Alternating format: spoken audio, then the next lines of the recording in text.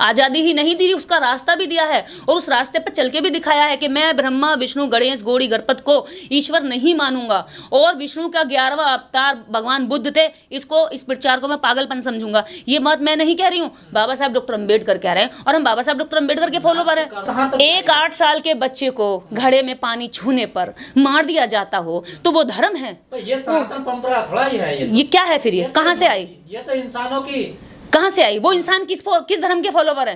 कभी क्रिश्चियन ने तो नहीं मारा पानी पीने पर, कभी मुस्लिम ने तो नहीं मारा, कभी सिखों ने तो नहीं मारा, कभी इस देश के अंदर और किसी जाति पंथ ने तो नहीं मारा। ये सनातनी ही क्यों मारते हैं? और मारते तो मारते उल्टा अपराधी का समर्थन भी करते हैं। दोस्तों, मेरा नाम है शारिफ खान और आप देख रहे हैं ऑल टाइप नॉलेज चैनल। 2024 के जो लोकसभा के इलेक्शन आने वाले हैं, उस इलेक्शन को लेकर धार्मिक मुद्दों को इतना बड़ा तूल दिया जा रहा है। सबसे पहले मैं आपको बता दूं कि हाल ही में एक बयान आया था, स्टालिन के बेटे जो तमिलनाडु के मुख्यमंत्री हैं, उनके बेटे, उन्होंने कहा था कि हम सनातन धर्म को, हिंदू धर्म को खत्म कर देंगे। और ये एक मर्ज की तरह है, ये उस मर्ज की तरह है जिसकी दवाई नहीं बनी। दोस्तों, मैं आपको बताना चाहूंगा, हालांकि किसी के धर्म पर तो नहीं बोलना चाहिए, ये बात सरासर गलत है, लेकिन स्टालिन के बेटे ने उस धार्मिक लोगों के बारे में ये बोला था जो धर्म का चोला ओढ़ करके लोगों में हिंदू मुसलमान कराने पर तुले हुए हैं।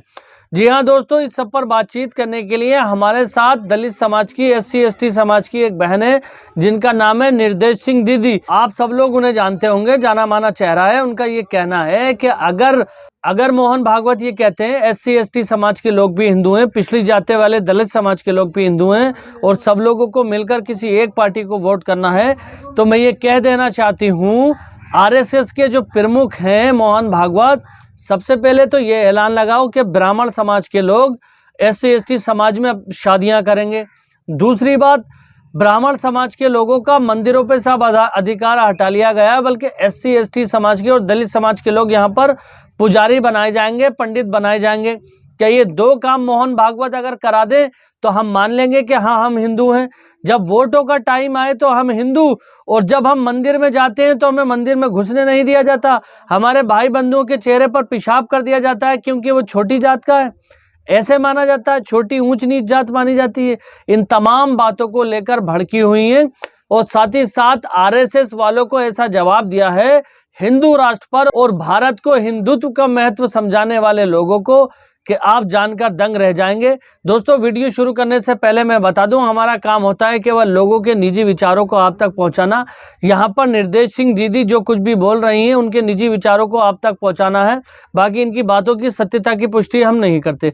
तो चलिए शुरू करते हैं वीडियो। दिखाया है कि मैं ब्रह्मा विष्णु गणेश गौड़ी गणपत को ईश्वर नहीं मानूंगा और विष्णु का 11वां अवतार भगवान बुद्ध थे, इसको इस प्रचार को मैं पागलपन समझूंगा। ये बात मैं नहीं कह रही हूँ, बाबा साहब डॉक्टर अम्बेडकर कह रहे हैं और हम बाबा साहब डॉक्टर अम्बेडकर के फॉलोवर हैं। एक 8 साल के बच्चे को घड़े में पानी छूने पर मार दिया जाता हो तो वो धर्म है? ये सनातन परंपरा थोड़ा ही है। ये क्या है फिर? ये कहाँ से आई? ये तो इंसानों की कहाँ से आई? वो इंसान किस धर्म के फॉलोवर है? कभी क्रिश्चियन ने तो नहीं मारा पानी पीने पर, कभी मुस्लिम ने तो नहीं मारा, कभी सिखों ने तो नहीं मारा, कभी इस देश के अंदर और किसी जाति पंथ ने तो नहीं मारा। ये सनातनी ही क्यों मारते हैं? और मारते तो मारते उल्टा अपराधी का समर्थन भी करते हैं। बिल्कुल सोचना पड़ेगा, सनातन के रखवालों को बैठना चाहिए, चिंतन करना चाहिए। यदि सनातन बचाना है तो सनातन के अंदर से ये घृणित और गंदी चीजों को खत्म करो।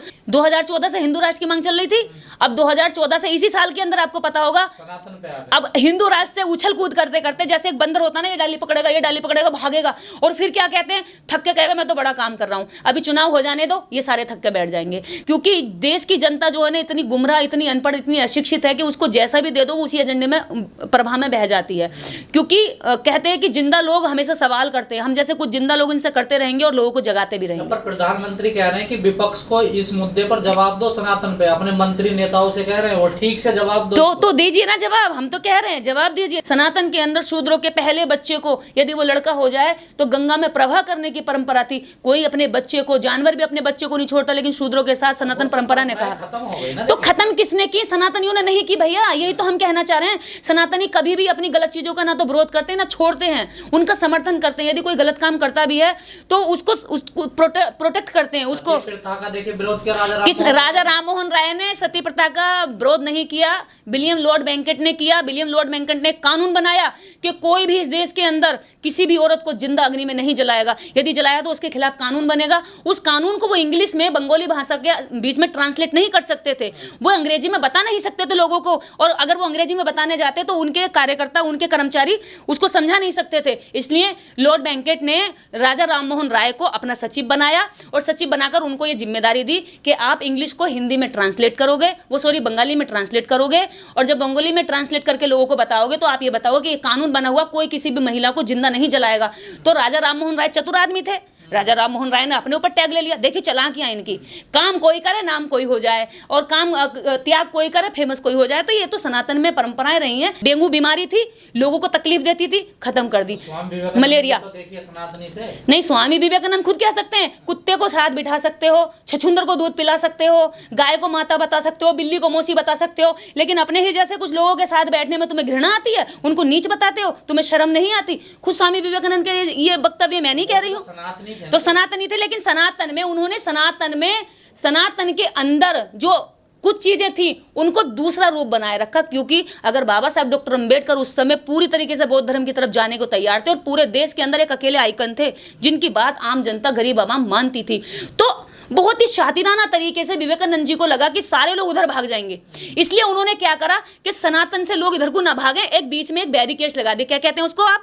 बैरियर कहते हैं ना, बैरिकेड्स कहते हैं, वो जो रास्ते में होते जिस पर बैरिकेड्स लगा दिया, और उस पर लगा करके उन्होंने कहा कि देखो ये बुरा है तो कोई बात नहीं, आप इसको ले लो। यानी वो मध्यम मार्ग दे करके उनको रोक लिया। लोग भाग रहे थे, लोगों को पता था कि इस धर्म में कुछ नहीं है। लोग मुस्लिम बन रहे थे, बड़ी बड़ी तादाद में क्रिश्चियन बन रहे थे, क्योंकि क्रिश्चियन लोगों ने कह दिया था कि किसी भी गरीब आदमी के जीवन को उठाने के लिए दो चीजें महत्वपूर्ण, पहला शिक्षा और दूसरा स्वास्थ्य। उन्होंने शिक्षा भी दी, सबके लिए स्कूल खोले। मैं सहमत हूं स्टालिन के बयान पर। इस देश की सारी आवाम जो आर्टिकल 51A को मानती है, 51A कहता है कि इस देश के अंदर प्रत्येक नागरिक की जिम्मेदारी है कि साइंटिफिक टेम्परामेंट का प्रचार करे, उस पर काम करे, उस पर बात करे, और उसी के आधार पर आज साइंस आगे बढ़ रहा है। मैं संविधान की पक्षधर हूं, और संविधान के तहत जो भी बीमारी देश के लिए घातक होगी, जो भी बीमारी, जो भी सोच या जो भी विचारधारा देश की जनता के लिए, देश की तरक्की में रुकावट बनेगी, हम उसका विरोध करेंगे। हम सही के साथ, हम संविधान के साथ। तो दोस्तों क्या लगता है आपको, निर्देश सिंह दीदी ने यहाँ पर जो कुछ भी कहा उनकी बात में कितना दम है? ये बात बिल्कुल सच है कि लोग अपने मतलब के लिए इस्तेमाल करते हैं। लोग अपने मतलब आने पर जात पात सब खत्म कर देते हैं, और जब उनका मतलब निकल जाता है तो ऊंची जात, छोटी जात, अगला पिछड़ा, तमाम तरह की बातों से संबोधित किया जाता है, तमाम तरह की बातें कही जाती हैं। संसार में जो इंसान आया है, जो भगवान को मानने वाला, जो विश्वास रखता है कि भगवान एक ही है, वो सारे लोग बराबर हैं। अब तुम अपने अपने अलग अलग समाजों में बटे हुए हो, भगवान के लिए तुम सब एक हो। दुनिया पे आने के बाद में लोग अलग अलग ग्रुप्स में, अलग अलग धर्मों में बढ़ गए, लेकिन अल्लाह ने जो पैदा किया था वो केवल और केवल एक को ही पैदा किया था। दोस्तों शुरुआत में मैंने आपको एक कहावत सुनाई थी कि धर्म का धंधा कभी नहीं मंदा। जो लोग धर्म को धंधे की तरह इस्तेमाल करते हैं वो लोग राजनीति में घुसे हुए हैं, और उनका ये कहना है कि धर्म को मुद्दा बना करके इलेक्शन में वोट लो, किसी एक विशेष पार्टी को समर्थन दो अपना। आप जानते हैं कि बागेश्वर धाम वाले धीरेन्द्र शास्त्री ने कितने बड़े पैमाने पर बिहार के अंदर जाकर लोगों से गुहार लगाई थी भारतीय जनता पार्टी के समर्थन में, और भारतीय जनता पार्टी के एक मंत्री की तरफ इशारा करते हुए कहा था कि ये बहुत अच्छे हैं और हम तो इनके लिए दुआ करते हैं कि जल्दी से मंत्री बन जाएं, और भी तमाम तरह की बातें कही थी।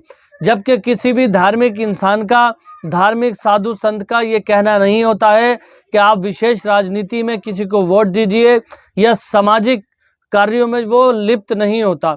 उसका काम होता है केवल लोगों का मार्गदर्शन करना, भगवान के द्वारा बताए गए रास्ते पे लोगों को लेकर के जाना, ना कि भारत में या किसी और कंट्री में जाकर राजनीति करना और लोगों को हिंदू मुस्लिम में बांट देना। दोस्तों अगर आप मेरे चैनल पर पहली बार आएँ तो चैनल को सब्सक्राइब करके बेल आइकन पर ऑल का बटन ज़रूर सेलेक्ट कर लें। इंशाअल्लाह ताला एक नई वीडियो के साथ बहुत ही जल्द आपके सामने हाजिर होऊंगा। तब तक के लिए इजाज़त दीजिए। खुदा हाफिज़। जय हिंद, जय भारत।